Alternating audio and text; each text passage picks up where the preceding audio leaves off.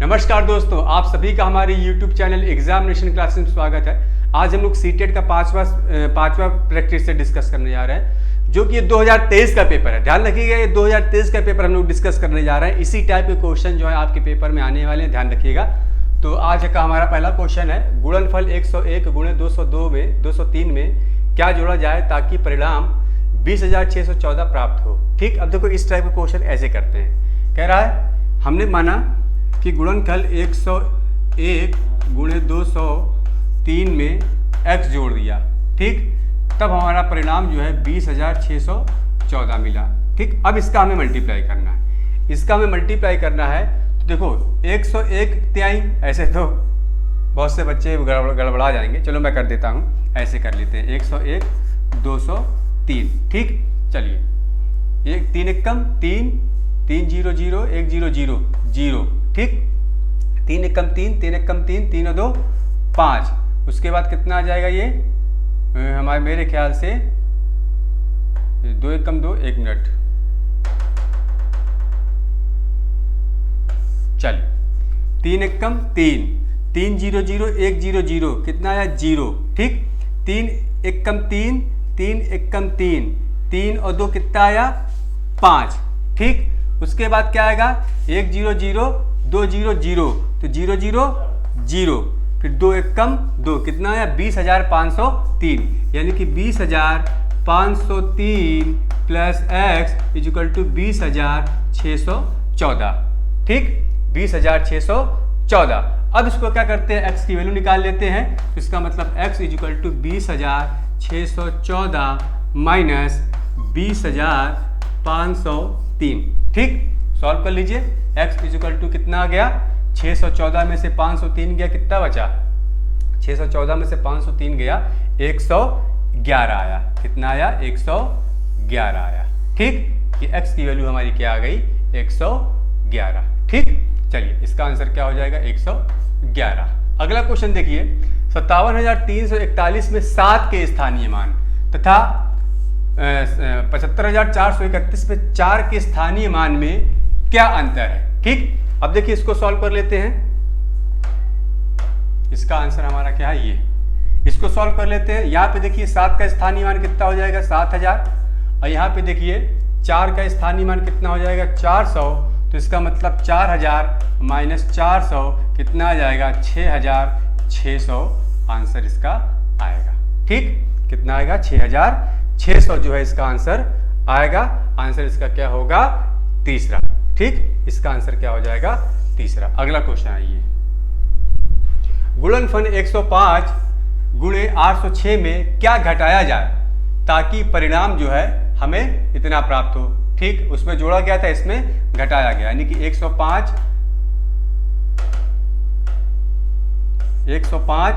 गुणे 806 minus x equal to 83,902। ठीक, अब देखो इसका गुणा कर लेते हैं। इसका गुणा करेंगे 105 और 806। ठीक है, 6 पंजे 30 0 कैरी 3 6 0 0 5 0 0 और 3 3। उसके बाद 6 एकम 6 8 पंजे 40 और 6 46 की 6 कैरी 4। ठीक, 1 0 0 8 0 0 8 एकम 8 और 4 12। कितना आया ये 1,20,630। कितना आ गया हमारा ये 1,20,630। कहीं प्रॉब्लम तो होगी क्या, ये लगता है कि 1 मिनट। चलिए इसको देख लेते हैं। हाँ, फिर से सॉल्व कर लेते हैं। 6 पंजे 30 कैरी 3 6 एकम 6 6 0 0 5 0 0, यानी कि 0 जोड़ देंगे और प्लस 3 3। ठीक, उसके बाद 6 एकम 6 8 पंजे 40 40 और 6 कितना हो जाएगा हमारा 46। 40 6 कितना हो जाएगा 46। 46 की क्या आ जाएगा 6, कैरी कितना आएगा 4। ठीक, कैरी कितना आ जाएगा 4। उसके बाद जो हमारा आ जाएगा 8 एकम 8 कैरी आएगा कितना 4। कैरी हमारा कितना आ जाएगा 4। 1 0 0 8 0 0। ठीक, 0 और 4 कितना हो जाएगा 4। 8 एकम 8 84,630। तो यहाँ पे हमारा आ गया 84,630 630 माइनस एक्स इजिकल टू 83,902।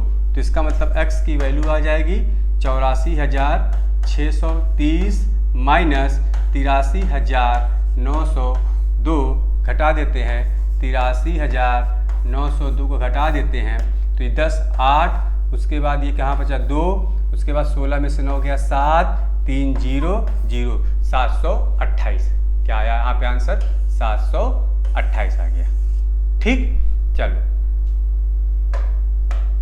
ये आंसर आया 728। अब 3/4 में कितने 1/12 हैं, ऐसे सवाल आते हैं तो ध्यान रखना, कभी भी कितने इतने हैं तो सीधे ये जो संख्या है इस संख्या में इसका भाग दे दो, हमें आंसर मिल जाएगा। 3/4 भागे 1/12, ये ऊपर चला जाएगा तो इसका मतलब 3 × 12 बटे 4 × 1। ठीक, 4 तिहाई 12, कितना आ जाएगा 9। कितने हैं 1/12? 9 1/12 हैं। अगला क्वेश्चन आइए। 3/4, 4/5, 1/2, 5/6 और 3/2 में सबसे बड़ी और सबसे छोटी भिन्न क्रमशः है। सबसे बड़ी और सबसे हमें क्या निकालना है? सबसे छोटी। अब देखिए इसका निकालेंगे 3/4 तो हमारा हो जाएगा पॉइंट। ठीक, 4 × 7 = 28, 4 × 5 = 20, इसका 0.7 आया, इसका 0.7 आया। इसका निकालते हैं तो इसका हमारा आ जाएगा 4 × 5 = 20, यानी कि 0.8 आ जाएगा ये। ठीक, 0.8 आएगा। इसका निकालेंगे तो इसका निकालेंगे 0.5 आया, ये हमारा है 0.5। इसका निकालेंगे तो हमारा आया है 8 छंग 0.8 और 2 0.833 आ रहा है। ठीक, उसके बाद जब इसका निकालेंगे तो इसका हमारा आ जाएगा 1.5, इसका आएगा 1.5। तो इसका मतलब सबसे बड़ा ये मिला और सबसे छोटा हमें क्या मिला? ये मिला 1/2। ठीक, कितना मिला? 3/2 और 1/2 मिला। 3/2 और क्या मिला? 1/2 मिला। इसको सॉल्व कर लेते हैं तो हमारा ये आंसर आ जाएगा। हमसे क्या पूछ रहा है? सबसे बड़ी और सबसे छोटी भिन्न क्रमशः है, कौन सा है? 3/2 और 1/2। आंसर क्या हो जाएगा? 35वें का तीसरा। ठीक, यदि 5 अंकों वाली सबसे बड़ी संख्या को सबसे छोटी अभाज्य संख्या में जोड़ा जाए तो हमने निम्न प्राप्त होगा। क्या प्राप्त होगा? देखो 5 अंकों वाली सबसे बड़ी संख्या हो जाएगी 99,999। 5 अंकों वाली सबसे बड़ी संख्या 99,999 में सबसे छोटी अभाज्य संख्या, सबसे छोटी अभाज्य संख्या क्या होती है? 2। सबसे छोटी अभाज्य संख्या क्या होती है? 2। क्या जोड़ दिया जाए, 2 को हम लोग क्या कर देते हैं? जोड़ देते हैं।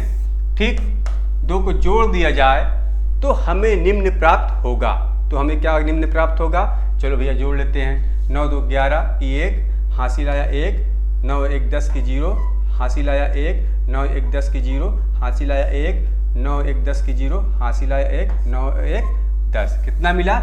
1,01,000 मिला हमें। क्या मिला? 1,01,000 मिला। तो सबसे बड़ी 6 अंकों वाली विषम संख्या, सबसे बड़ी 6 अंकों वाली विषम संख्या, सबसे बड़ी 6 अंकों की विषम संख्या ये नहीं है। सबसे बड़ी 6 अंकों वाली संख्या गलत। सबसे छोटी 6 अंकों वाली विषम संख्या सही है। सबसे छोटी 6 अंकों वाली विषम संख्या हमें क्या है? मिलेगी। ठीक, देख लो ना, ये विषम संख्या ही तो है। कितने अंक है? 6 अंक है। तो सबसे छोटी 6 अंकों वाली विषम संख्या हमें मिलेगी। अगला क्वेश्चन आइए। 6 घंटों में सेकंडों की संख्या, 6 घंटों में सेकंडों की संख्या निम्नलिखित में से किसकी मिनटों की संख्या के बराबर है? किसकी मिनटों की संख्या के बराबर है? तो 6 घंटे को किस में कन्वर्ट करना है? पहले सेकंड में। तो 6 घंटा और 6 घंटा है, इसको सेकंड में बदलना है हमें। तो पहले घंटे को मिनट में कन्वर्ट करेंगे तो 60 से मल्टीप्लाई करेंगे। अब मिनट को सेकंड में कन्वर्ट करेंगे, फिर 60 से मल्टीप्लाई करेंगे। तो ये हमारा कितना हो जाएगा? 6 का क्यूब होता है 216 और उसके बाद ये आ गया हमारा। ठीक, 6 का क्यूब कितना होता है? 216 और ये हमारा जो है आ गया। ये किस में आ गया? सेकंड में। किस में आ गया? सेकंड में। अब ये सेकंड मिनटों की संख्या के बराबर है। ठीक है, मिनटों की संख्या के बराबर है, जो कि कितने दिन के बराबर होगा? कितने दिन के बराबर होगा।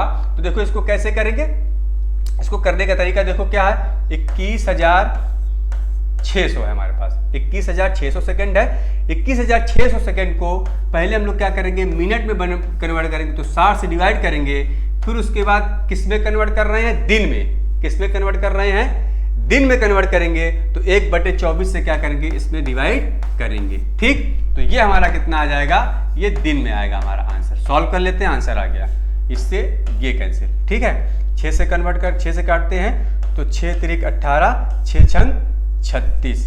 ठीक, 6 छंग 36, 360 आया। अब 360 बटे क्या आएगा, 24। ठीक है, इसको काट देते हैं, 6 से काटेंगे, 6 चौक 24, 6 छंग 36, कितना आ जाएगा, 15 दिन। कितना आएगा ये, 15 दिन आएगा। ठीक, ये आंसर हमारा होगा 15 दिन। अगला क्वेश्चन देखिए,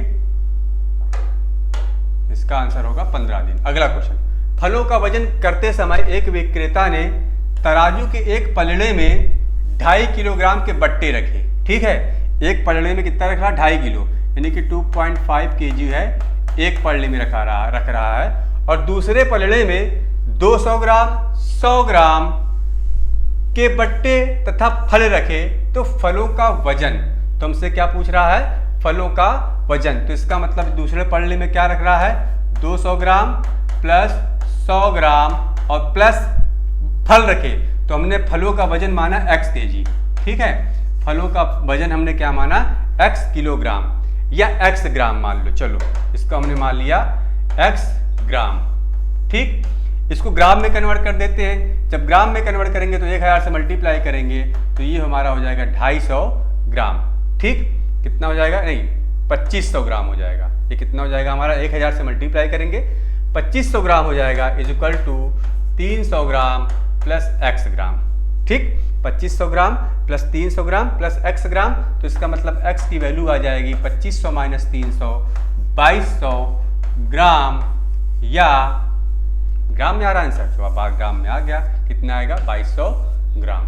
ठीक, अगला क्वेश्चन है ये, रमेश ने 19:50 बजे अपनी यात्रा शुरू की और 23:20 बजे समाप्त की। यात्रा पूरी करने में लिया गया समय, तो सीधे सीधे इसमें कुछ नहीं करना, 23 में से इसको घटा दो, 23:20 में से इसको घटा दो, समय हमें हमारा क्या है, निकल आएगा, कितना है, 23:20 और 19:50। ठीक, अब देखो जीरो तो ये हमारा आ जाएगा, लेकिन 2 में से 5 जो है हमारा नहीं जाएगा, 2 में से 5 हमारा नहीं जाएगा। तो देखो ये क्या करेगा, इसको 1 घंटा जो है उधार देगा। ये 1 घंटा उधार देगा, मतलब ये इसको कितना देगा, 60 मिनट उधार देगा। ये जो है इसको 60 मिनट उधार दिया, तो यहाँ पे 60 मिनट हो गया, और प्लस 20, 60 और 20 कितना हो गया, 80 मिनट। ठीक, 60 और 20 कितना हो गया, 80 मिनट। 80 में से 50 घटाएंगे, कितना आ जाएगा, 30। 80 में से 50 घटाएंगे, कितना बचेगा, 30 मिनट। ठीक, उसके बाद यहाँ पे कितना बचा, 22। 22 में से 19 गया, कितना बचा, 3। यानी कि उसने अपनी यात्रा जो है 3 घंटे 30 मिनट में समाप्त की थी। ठीक, या पूरी की थी। अगला क्वेश्चन देखिए, 3 घंटे 30 मिनट। 20 लीटर धारिता वाली एक टंकी का 3/4 भाग पानी से भरा हुआ है। ठीक, 3/4 भाग पानी से भरा हुआ, टोटल कितनी धारिता है, 200 लीटर। इसको पूर्ण रूप से भरने के लिए 500 मिलीलीटर धारिता वाली एक बाल्टी में पानी भरकर इसमें कितनी बार डालना पड़ेगा, कितनी बार डालना पड़ेगा। ठीक, कल्पना कीजिए कि बाल्टी प्रत्येक बार ऊपर भरी जाती है। अब देखो कितनी धारिता है, 200 लीटर धारिता वाली एक टंकी का 3/5 भाग क्या है, भरा हुआ है। कितना भरा हुआ है, इसका 3/4 भाग, तो भरा हुआ कितना है, 200 इंटू 3/4, कितना भाग भरा है, 150 लीटर। ठीक है, 150 लीटर भाग जो है क्या है, भरा हुआ है। ये क्या है, भरा है, ध्यान रखिएगा, भरा है। तो खाली भाग कितना होगा बाल्टी का, खाली भाग होगा हमारा 200, टोटल कितना था, 200 minus 150, 200 minus 150 is equal to 50 litre. ये तो खाली वाला है, ठीक, ये खाली भाग आ गया। अब क्वेश्चन पे चलते हैं। इसको पूर्ण रूप से भरने के लिए 500 मिली धारिता वाली एक बाल्टी में पानी भरकर इसमें कितनी बार डालना पड़ेगा। इस 500 मिली, ठीक, 500 मिलीलीटर धारिता वाली एक बाल्टी में पानी भरकर इसमें कितनी बार डालना पड़ेगा। अब देखो कभी भी ऐसा क्वेश्चन पूछे तो देखो ये तो खाली वाले भाग को भर रहा है, ये क्या कर रहा है, खाली वाले भाग को भर रहा है, और खाली वाला भाग हमारा कितना बच रहा है, इतना बच रहा है, बस खेल खत्म हो गया। 5000 मिलीलीटर बराबर क्या हो गया, 5000 ml इक्वल टू आ जाएगा 5 लीटर, ठीक। अब देखो 5 लीटर जो है क्या करेंगे इसमें 50 से, तो शेष क्या होगा हमारा, शेष टंकी को भरने में डाली गई बाल्टियों की संख्या, शेष टंकी को भरने में डाली गई बाल्टियों की संख्या बचा था कितना, 50 में से जो जितने बाल्टी भर भर के वो डाल रहा है, ठीक है, 5 लीटर की बाल्टी है, कितनी बार डालेगा, इसमें 5 से मल्टीप्लाई कर दीजिए, आया कितना, 10 बार। कितने बार डालेगा वो बाल्टी से पानी, 10 बार जो है उसमें डालेगा। अगला क्वेश्चन है ये, अक्षरों V, X, M, N, T में से किसमें क्रमशः न्यूनतम और अधिकतम सममित रेखाएं हैं, किसमें न्यूनतम और अधिकतम सममित रेखाएं हैं।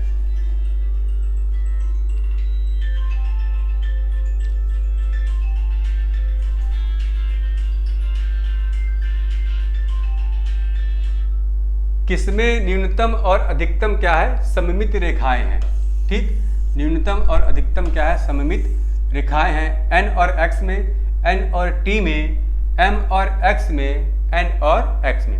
अब देखो यहाँ पे इसमें देखो, इसमें कितनी सममित रेखाएं हैं, 1 है, इसमें कितनी रेखाएं हैं, 2 है, इसमें कितनी है, 0 रेखा, सॉरी 1 मिनट, इसमें कितनी सममित रेखा है, इसमें सममित रेखा 1 है, और इसमें कितनी है, 0, इसमें कितनी है, 1, ठीक। तुमसे क्या पूछ रहा है, न्यूनतम और अधिकतम सममित रेखाएं। न्यूनतम और अधिकतम सममित रेखाएं किसमें होंगी, न्यूनतम और अधिकतम सममित रेखाएं जो हमारी होंगी किसमें होंगी भैया, इसमें होंगी, N और X में, ठीक। N में 0 है और X में 2 है, आंसर होगा ये। 3 और 2 तिहाई, 3 और 2 तिहाई समकोणों में डिग्रियों की संख्या, हो गया खत्म। कितना हो गया भैया, 3 और 2 तिहाई, 3 और 2 तिहाई मतलब 3 सही 2/3, यहाँ पे क्या होगा हमारा, 3 सही 2/3, 3 सही 2/3 गुणे 90 डिग्री, ठीक है। 3 तिरिक का 9 और 2 11, 11/3 गुणे 90, तो ये हमारा हो जाएगा 30 और 11 तिहाई 33, 330 डिग्री, ठीक। अगला देखिए, दिए गए पैटर्न का अवलोकन कीजिए और अगली पंक्ति चुनिए। देखिए 9 - 1/8 1, 98 -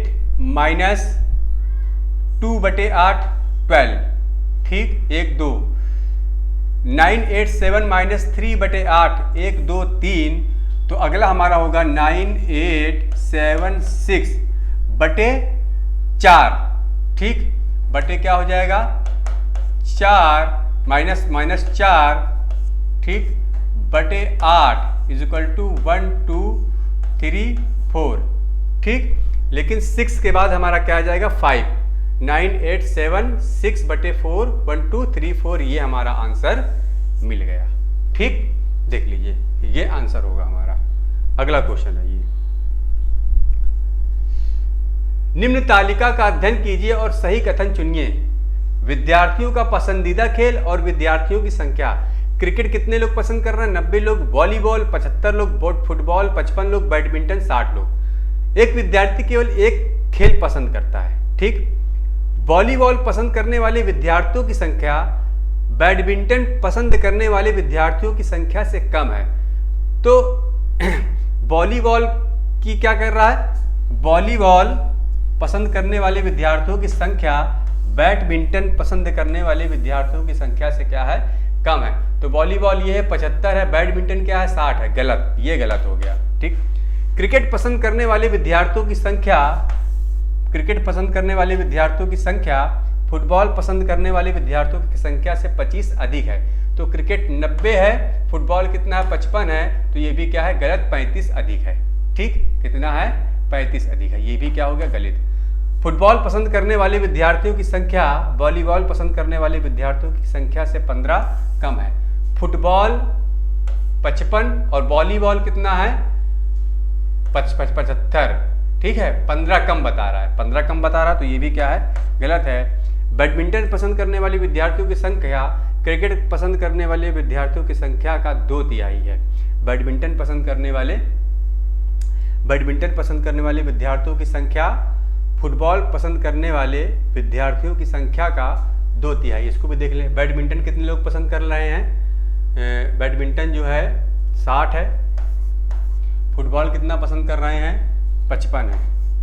ठीक, तो बैडमिंटन पसंद करने वाले विद्यार्थियों की संख्या क्रिकेट पसंद करने वाले विद्यार्थियों की संख्या का 2/3, क्रिकेट की बात कर रहा है यहाँ पे, फुटबॉल की बात नहीं कर रहा है। ठीक है, तो यहाँ पे देखो 90 का 2/3 निकालते हैं, 90 × 2/3 कितना हो जाएगा 30 दूने 60, सही है। ये आंसर क्या है इसका, चौथा सही है। अगला क्वेश्चन आइए, गणित की परीक्षा में 30 विद्यार्थियों द्वारा प्राप्तांक निम्न है। इतना ये सब दिया हुआ है। 20 से कम अंक प्राप्त करने वाले विद्यार्थियों की संख्या, 20 से कम अंक प्राप्त करने वाले विद्यार्थियों की संख्या, तो 20 से कम है 1 2 3 4 5 6 7 8 9 10 11 12 13 14 15 16 लोग जो है 20 से कम पाए, 16 लोग जो है 20 से कम पाए। 20 या उससे अधिक अंक प्राप्त करने वाले विद्यार्थियों की संख्या में अंतर, 20 या उससे अधिक अंक। अब 20 या उससे अधिक अंक प्राप्त कौन कर रहा है, देखो 20 1 2 3 4 5 6 7 8 9 10 11 12 13 और 14। ठीक, कितना आया 20 या उससे अधिक कितने लोग प्राप्त कर रहे हैं 14, माइनस कर दो 2 आएगा इसका आंसर। ठीक, कितना आ जाएगा इसका आंसर 2 आएगा। चलो अगला क्वेश्चन देखो, निम्नलिखित में से कौन सा प्राथमिक गणित पाठ्यचर्या का भाग नहीं है। ठीक, प्राथमिक गणित पाठ्यचर्या का भाग नहीं है। प्रायिकता, प्रतिमान, आंकड़ों का प्रबंधन, ठीक, अनुमान लगाना, तो प्रायिकता देखो प्राथमिक गणित में नहीं पढ़ाई जाती है। ठीक है, प्रायिकता हम लोग हाई स्कूल इंटर में पढ़ते हैं। प्राथमिक स्तर पर गणित के आकलन युक्ति के रूप में निम्नलिखित में से कौन सा सबसे कम प्रभावशाली है, कौन सा सबसे कम प्रभावशाली है प्राथमिक आकलन युक्ति के आधार पर। ठीक, अवलोकन पर आधारित गतिविधियां, सत्रांत परीक्षा, रचनात्मक आकलन कार्य, रूब्रिक्स का उपयोग, क्या रूब्रिक्स का उपयोग। ठीक, तो इसका मतलब क्या है, सबसे कम प्रभावशाली है रूब्रिक्स का उपयोग। अवलोकन ये सही है, ये भी सही है, ये भी सही है इसका।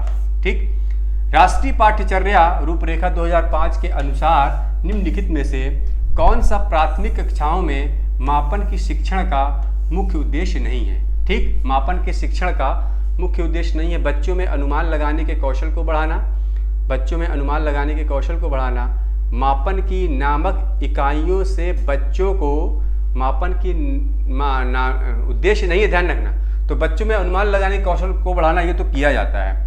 मापन की मानक इकाइयों से बच्चों को परिचित कराना, मापन के बारे में बताया जाता है, मानक इकाइयाँ स्केल वगैरह भी बताया जाता है।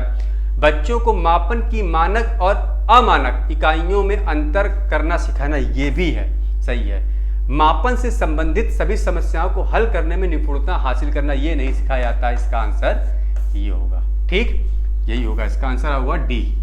अगला क्वेश्चन, प्राथमिक कक्षा की गणित पाठ्य पुस्तक में अवधारणाएं हैं, जटिल से सरल की ओर बढ़नी चाहिए, अमूर्त से मूर्त की ओर बढ़नी चाहिए, मूर्त से अमूर्त की ओर बढ़नी चाहिए, मानक कलन विधि द्वारा प्रस्तुत की जानी चाहिए। तो इसमें क्या होगा, मूर्त से अमूर्त की ओर क्या है, पढ़नी चाहिए। प्राथमिक कक्षा की गणित पाठ्य पुस्तक में अवधारणाएं। निम्नलिखित में से कौन सा स्कूली शिक्षा का एक स्तर नहीं है जो कि राष्ट्रीय शिक्षा नीति 2020 में प्रस्तावित नहीं है? बुनियादी स्तर, प्राथमिक स्तर, प्रारंभिक स्तर या मिडिल स्तर। तो देखो 2020 वाले में ये प्राथमिक स्तर जो है इसमें प्रस्तावित नहीं है। ठीक, अगला क्वेश्चन आइए। अगला क्वेश्चन होगा हमारा, राष्ट्रीय पाठ्यचर्या रूपरेखा 2005 के अनुसार यह दृष्टि कथन की विद्यालय का गणित उन परिस्थितियों में सीखा जाता है जहां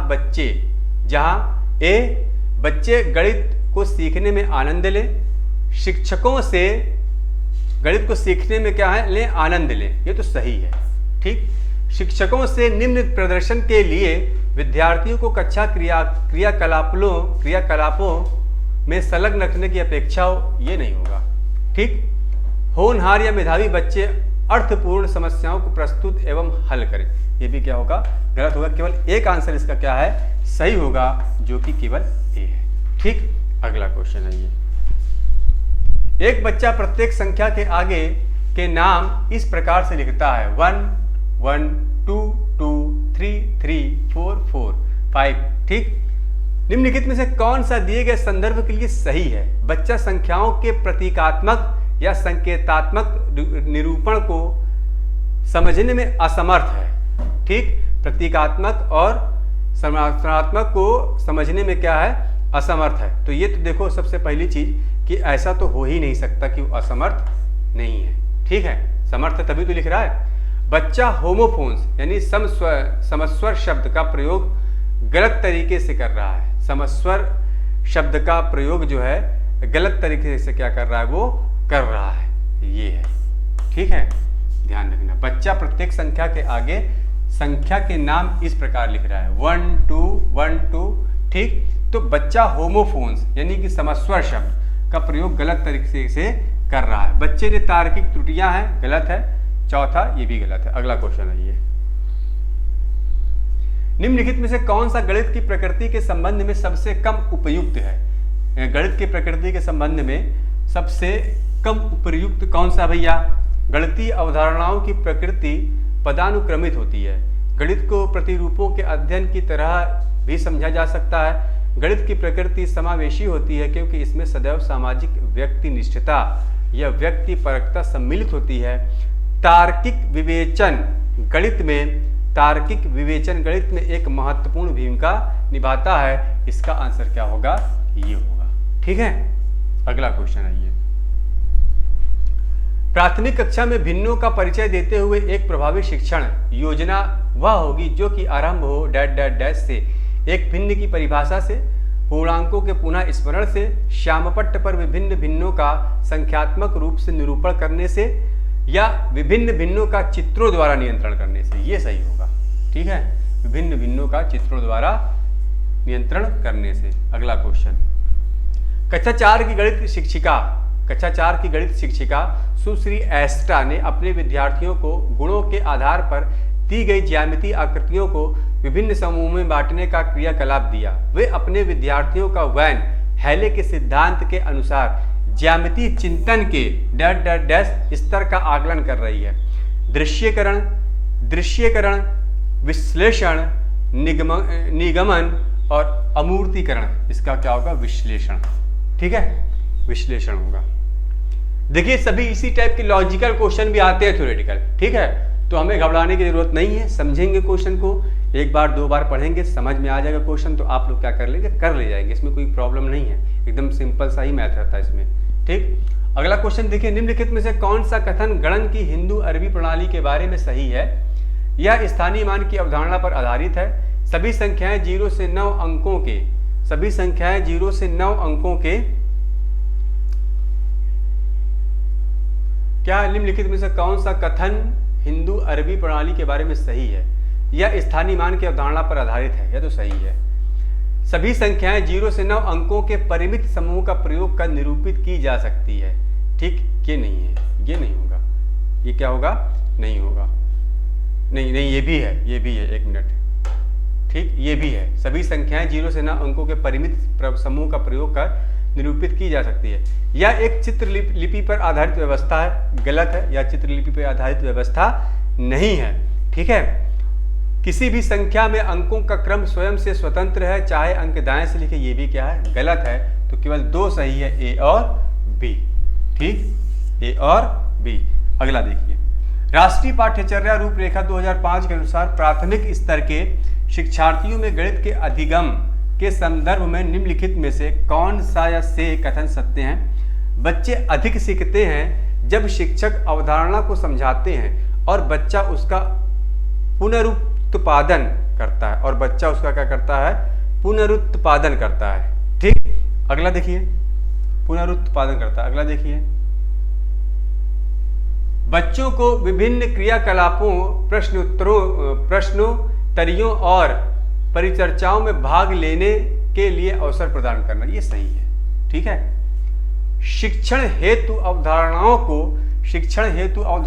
को विद्यार्थियों के पूर्व विद्यमान विचारों से जोड़ना, ये भी क्या है, सही है। पहला गलत है, बी और सी होगा।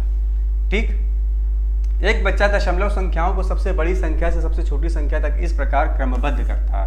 ठीक, इस प्रकार से वो क्रमबद्ध कर रहा है। बच्चे द्वारा की गई त्रुटि का कारण डैश पर आधारित भ्रांति है। समान समूहीकरण, सबसे सार्थक अंक, पुनः समूहीकरण या समानुपातिकता, क्या होगा इसमें भैया, समानुपातिकता क्या होगा, सबसे सार्थक अंक। यहाँ पे देखो इससे समस्या हो रही है, कहाँ पे, सार्थक अंक यानी पॉइंट वाले में। ठीक है, इसको कहाँ समस्या हो रही है, पॉइंट वाले में, इसलिए जो है ये करता चला जा रहा है। ठीक, देख लो, ये होगा। अगला क्वेश्चन, निम्नलिखित में से कौन सा गणित में संबंधात्मक समझ का सबसे कम रूप से उपयुक्त उदाहरण है? आरेखों की सहायता से विद्यार्थी संख्याओं का विभाजन समझा सकते हैं। विद्यार्थी क्षेत्रफल और आयतन के बीच के संबंध को समझाते हैं। विद्यार्थी आयत के क्षेत्रफल की गणना की क्रियाविधि जानते हैं। विद्यार्थी समतुल्य भिन्नों को समझाने के लिए हस्त कौशल सामग्री का प्रयोग करते हैं। विद्यार्थी आयत के क्षेत्रफल की गणना की क्रियाविधि जानते हैं। ठीक है, ये होगा। लास्ट क्वेश्चन है आज का। सुश्री शम्मी, एक गणित की शिक्षिका ने निम्नलिखित प्रश्न अपनी कक्षा को दिया। यदि आयतों की लंबाई चौड़ाई पूर्णांक है, आयतों की लंबाई चौड़ाई क्या पूर्णांक है, तो उन सभी आयतों की लंबाई चौड़ाई ज्ञात कीजिए जिनका क्षेत्रफल 36 वर्ग यूनिट है। इस कार्य को देखकर शिक्षिका प्रयत्न कर रही है। कौन सा प्रयत्न कर रही है भैया, देखते हैं कौन सा प्रयत्न कर रही है। सारणी गुणन आव्यूह आयतों के क्षेत्रफल, सारणी गुणन यानी व्यूह गुणन आयतों के क्षेत्रफल और गुणन के क्रम विनिमय के गुणधर्म की अवधारणाओं को एक साथ जोड़ने का, कि वह विद्यार्थियों को, दूसरा पॉइंट, ठीक, कि वह विद्यार्थियों को पहाड़ों का, ये तो गलत है। ठीक है, कि उनके विद्यार्थी आय के क्षेत्रफल का सूत्र याद कर लें, ये भी गलत है। ज्यामिति एवं अंक गणित से संबंधित अवधारणाओं को स्पष्ट करने का, ये भी क्या गलत है। इसका आंसर होगा ये एक। ठीक, क्या होगा, सारणी गुणन आयतों के क्षेत्रफल और गुणन के क्रम विनिमय गुणधर्म की अवधारणाओं को एक साथ जोड़ने का। ठीक, तो ये हमारे आज के 30 क्वेश्चन थे जो कि 2023 में आए थे।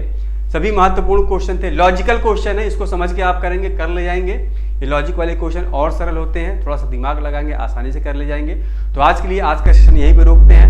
नेक्स्ट सेशन के लिए हम लोग रेडी रहेंगे, तैयार रहेंगे, उसमें भी बहुत ही अच्छे क्वेश्चन, 30 क्वेश्चन रहेंगे। तो आज के लिए इतना ही। प्लीज़ इसको ज़्यादा से ज़्यादा शेयर करिए, सब्सक्राइब करिए और लाइक करिए। Thank you for class.